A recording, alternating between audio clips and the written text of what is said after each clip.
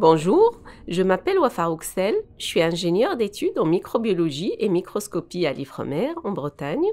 Je travaille au laboratoire de microbiologie des environnements extrêmes de l'unité BIP, une unité dédiée à la biologie et à l'écologie des écosystèmes marins profonds. Je m'intéresse aux espèces animales qui vivent dans des sources hydrothermales profondes, des geysers sous-marins qui se situent au beau milieu de l'océan, le long des dorsales océaniques, entre 1000 et 5000 mètres de profondeur. Ces sources forment des cheminées que l'on appelle parfois fumeurs noirs.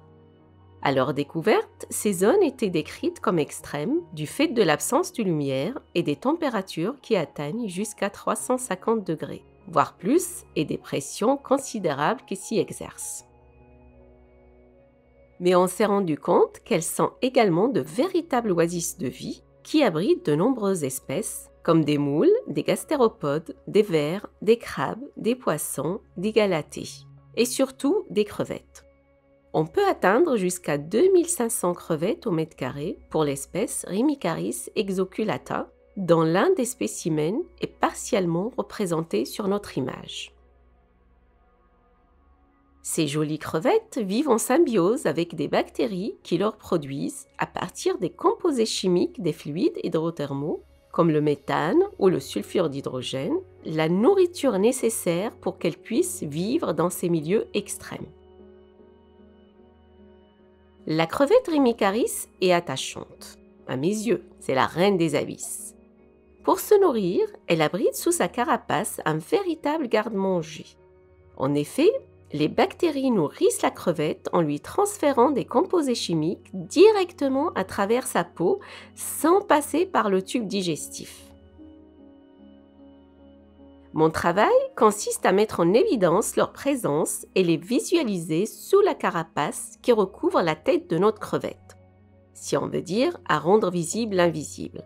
Ça nous aide à comprendre comment la vie se développe dans ces environnements extrêmes. Pour cela, j'utilise une méthode de biologie moléculaire par fluorescence appelée FISH. Elle va nous permettre de voir les communautés bactériennes ciblées dans les cellules et les tissus de l'hôte sans l'endommager. Chaque élément est distingué par des couleurs fluorescentes obtenues sous la lumière d'un microscope après avoir appliqué la fluorescence dans l'ADN. C'est cette technique qui permet de visualiser l'image que je vous présente aujourd'hui. Les échantillons observés ont été collectés lors de la campagne Bicose 2 sous la direction de Marianne Cambon en 2018 sur 2 sites hydrothermaux actifs de la dorsale médio-atlantique. Sur l'image figure un tissu de la tête de la crevette, ici représenté en vert. Il fait circuler l'eau vers ses branchies pour respirer. Les noyaux en bleu contiennent quant à eux de l'ADN. On voit aussi des filaments verts et rouges, ainsi que des bacilles jaunes qui tapissent la surface des tissus. Ce sont des bactéries de différentes lignées. On voit donc clairement le tissu de l'hôte, la crevette, ici de couleur verte-bleue, qui est en interaction avec ces bactéries qui le nourrissent directement. Je me souviens très bien de la prise de cette photo.